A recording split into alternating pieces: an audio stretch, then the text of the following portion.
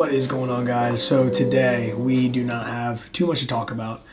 The 50K unfortunately is no longer funded. We took a bigger loss than we wanted to on Friday.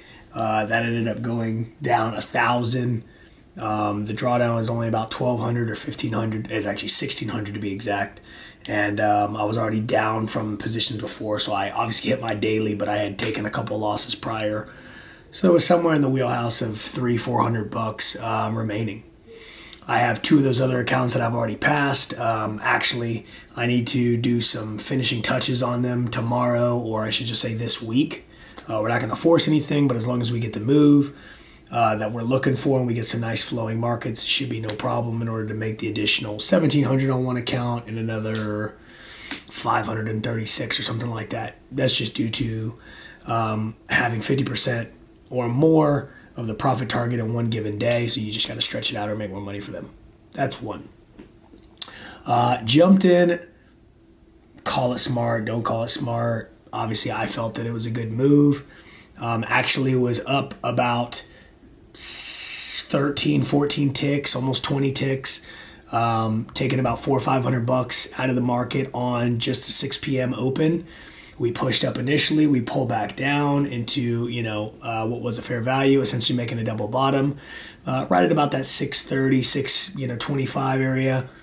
And we started to rally back up.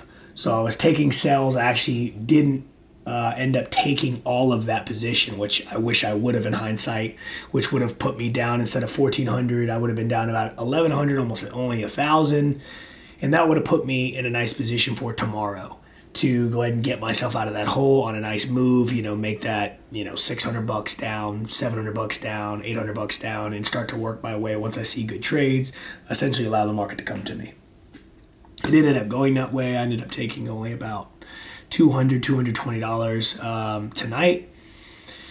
I got back into additional sells because I saw that we were starting to, what looked like, sellers were still in control. As you guys know, I'm a momentum trader, volume trader. There's very little to no volume here at night. And I should have known that and or waited until, we were in, London or whatever the case may be, or Asian session to try to take some moves and maybe switch over to a market in hindsight to gold or something like that where they move pretty, pretty nicely. Nevertheless, there's a bit of a calmness if you can't, notice. And I'm like, I think only about a week ago or whatever, I was like smashing my phone. I'm not going to say I'm always like this, right? But there's definitely, as crazy as this seems during this entire process, kind of as my brother and I talk about it, just our trading journey, something that we have been discussing lately. There's definitely kind of that silver bullet or silver lining, in the midst of things. And it's what's one word, understanding, knowing why you do things, knowing why you don't, knowing when you load up, knowing when you take off, the foot off the gas. And that obviously continues to come with more and more progress. I'm extremely happy, believe it or not. And I don't know where this kind of sense of calm has come from, but it's a good thing. And it just means that there's growth that's happening. And again, 2 years and some change. As I said before, my first FTMO ever was March, I believe, or February of 2021 or 2022. So extremely 2022. So extremely fortunate to be in this position right now and be,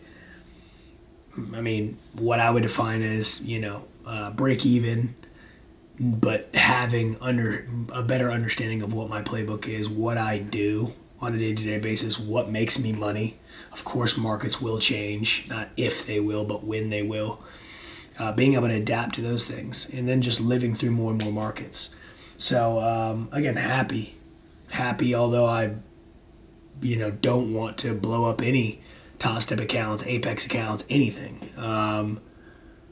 So it's just, again, it gives me this weird sense of kind of light at the end of the tunnel, although we did not get the result that we're looking for.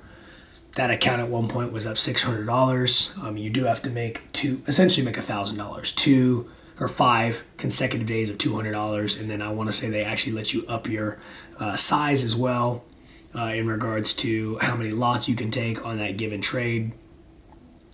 So, this is an afternoon one. Not to say that I won't export those trades and take a peek, but that account is no longer with us. These other ones that I need to pass, which is just under, 1,500. One's only 500, a little under 600. The other one's 1,700. It's quite different, just because I group traded them at different times. So, anyways, I won't bore you with it. Ultimately, tomorrow we're going to wait to see if there's a move. Let's see if we've got news tomorrow. I don't think so. We looked at this last night. I want to say we're pretty clear tomorrow. Yeah, we've got FOMC member Waller speaking. It's an orange folder, so obviously there's like medium significance to it. Nothing that's going to move the market super drastically.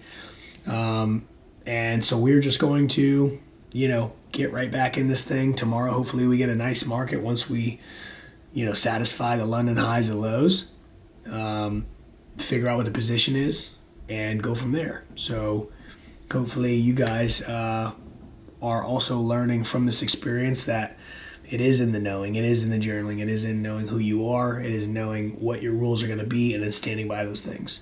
So let's dive into the word quickly, and then we will go ahead and sign off. Just a touch. As he finished saying this, a local official appeared, bowed politely, and said, "My daughter has just now died. If you come and touch her, she will live." Jesus got up and went with him, and his disciples following along. Just then a woman had a hemorrhage for 12 years, slipped in behind and lightly touched his robe. She was thinking to herself, "If I can just put a finger on his robe, I'll get well." Jesus turned, caught her at it, then reassured her, "Courage, daughter, you took a risk of faith and now you're well." This woman was well from then on. By now they have arrived at the house of the town official and pushed their way through the gossips looking for a story and neighbors bringing in casseroles. Jesus was abrupt. "Clear out. This girl isn't dead. She's sleeping." They told him he didn't know what he was talking about. But when Jesus had gotten rid of the crowd, he went in, took the girl's hand, pulled her to the feet, alive. The news was soon out and traveled through the region. Say it with me if you know it. You are uniquely different. God took his time on you. You're one of one. That'll be something today. I love you so much. Peace.